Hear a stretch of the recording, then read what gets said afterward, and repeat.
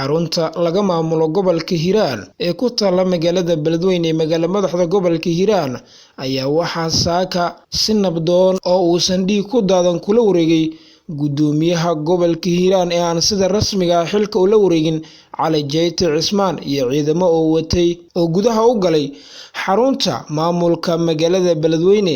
xarunta ayaa waxaa inteeda badan gacanta ku hayay gudoomiyihii maamulka gobolka Hiiraan Cali Maxamed Caraale oo madaxweyne waare xilka qaaday, hase yeeshee uu diiday xilka qaadistaasi. hase yeeshee ciidamada gudoomiyihii hore ee gobolka iyo saraakiisha ay u wareegeen dhinaca gudoomiyaha cusub ee Cali Jeyte Cismaan.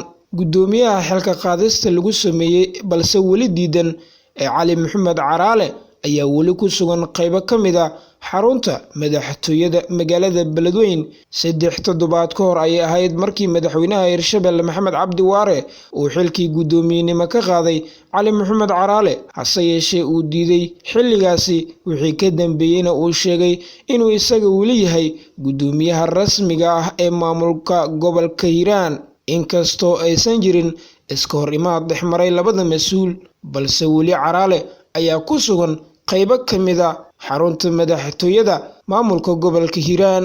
wax walba ee ku soo kordhana wararkiyaga xiga ayaad ku daawan doontaan.